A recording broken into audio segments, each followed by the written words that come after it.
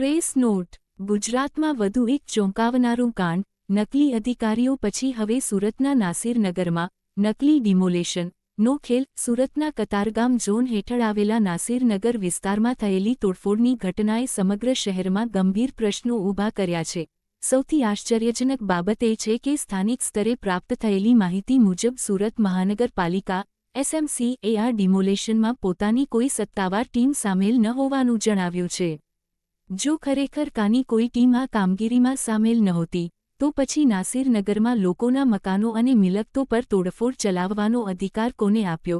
શું સુરત શહેરમાં હવે કોઈપણ વ્યક્તિ સરકારી અધિકારીનો દેખાવ કરીને કના યુનિફોર્મ પહેરીને અને હથિયારોના જોરે ડિમોલેશન કરી શકે છે? સ્થાનિક રહેવાસીઓના જણાવ્યા મુજબ કેટલાક લોકો સાદા ડ્રેસમાં તેમજ કેટલાક SMC જેવા યુનિફોર્મમાં સ્થળ પર હાજર હતા। જો તેઓ પાલિકાના અધિકૃત કર્મચારીઓ નહોતા તો પછી કના યુનિફોર્મમાં ફરનારા લોકો કોણ હતા? સાદા ડ્રેસમાં હથિયારો સાથે આવેલા લોકો કયા અધિકાર હેઠળ કાર્ય કરી રહ્યા હતા? ડિમોલેશન પહેલાં કઈ સત્તાધિકારીની મંજૂરી લેવામાં આવી હતી? કયા કાયદા અને કયા આદેશના આધારે કાર્યવાહી કરવામાં આવી? પોલીસ વિભાગે આવા શંકાસ્પદ તત્વોની ઓળખ અને તપાસ શા માટે જાહેર કરી નથી? આ ઘટના માત્ર એક ડિમોલેશનનો મુદ્દો નથી।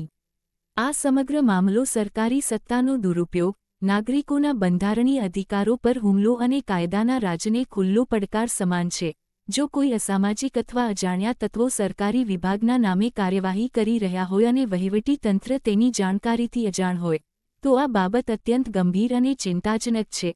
આવું કૃત્ય નાગરિકોમાં ભય, અસુરક્ષા અને પ્રશાસન પ્રત્યે અવિશ્વાસ પેદા કરે છે। નાસિરનગરના રહેવાસીઓ માંગ કરે છે કે 1. સમગ્ર ઘટનાની ઉચ્ચ સ્તરીય અને સ્વતંત્ર તપાસ કરવામાં આવે। 2. ડિમોલેશનમાં સામેલ દરેક વ્યક્તિની ઓળખ જાહેર કરવામાં આવે। 3. કના નામ અને યુનિફોર્મનો દુરુપયોગ કરનારાઓ સામે ફોજદારી ગુનો દાખલ કરવામાં આવે। 4. હથિયારો સાથે સ્થળ પર હાજર રહેલા તત્વોની ભૂમિકા જાહેર કરવામાં આવે। 5. તપાસ પૂર્ણ ન થાય ત્યાં સુધી જવાબદાર અધિકારીઓ અને સંકળાયેલા તત્વો સામે કડક કાર્યવાહી કરવામાં આવે। નાસિરનગરના રહેવાસીઓનો સીધો સવાલ છે, જો કાની કોઈ ટીમ નહોતી તો પછી નાસિરનગરમાં ડિમોલેશન કરનાર નકલી તંત્ર કોણ હતું? આ પ્રશ્નનો જવાબ હવે સુરત મહાનગરપાલિકા, પોલીસ વિભાગ અને જિલ્લા વહીવટીતંત્રે જનતા સમક્ષ આપવો જ પડશે। લોકશાહીમાં કાયદાથી ઉપર કોઈ નથી। જો ડિમોલેશન કાયદેસર હતું તો પુરાવા રજૂ કરો અને જો ગેરકાયદેસર હતું તો જવાબદારોને કાયદાના કઠેરામાં લાવો।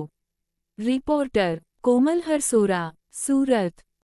જી વિપુલભાઈ, નાસિરનગર માટે સુરત મહાનગરપાલિકામાં રજૂઆત કરવામાં આવી છે, તો શું એમાંથી જવાબ આપવામાં આવ્યો? નાસિરનગર બોગસ ડિમોલેશનમાં જે રીતનું સરકારી તંત્ર, મહાનગરપાલિકાનું તંત્ર અને પોલીસ વિભાગે કોઈપણ નિયમ અને કાયદાનું પાલન નહીં કરી માનવતાને સરેઆમ શરમ કરી શરમજનક સ્થિતિમાં લાવી અને 100 જેટલા ઘરોને તોડી નાખવામાં આવ્યા છે। ત્યાં ગરીબ અને કામદાર, મજૂર, નાના લોકો રહેતા હતા અને તેઓને ખબર પણ નહીં હતી કે મારું ઘર તૂટવાનું છે।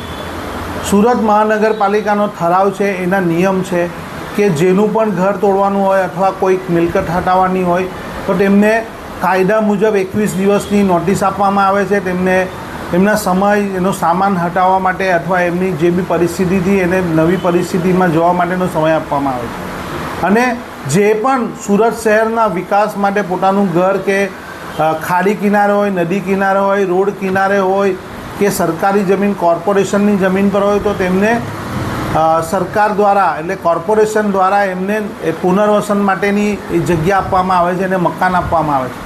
પણ આ બધા નિયમો બિલ્ડરોને સાથે મળી આ વ્યવસ્થાની અંદર બિલ્ડરો હતા, બિલ્ડરોના અસામાજિક તત્વો હતા, સાદા ડ્રેસમાં પોલીસો હતા અને કોર્પોરેશનના અધિકારીઓ હતા। આ બાબતસર અમે જાણકારી કરતાં જ્યારે અમને ખબર પડી કે અમે કોર્પોરેશનના અધિકારી પાસે ગયા તો કોર્પોરેશનના અધિકારી કહે છે કે આ અમારી એક્ટિવિટી ન હતી, અમારી આ પ્રવૃત્તિ નહીં હતી, અમારો આ ધંધો જ નહીં હતો તોડવાનો, અમે નોટિસ પણ નહીં આપીને અમારું કામ જ નથી।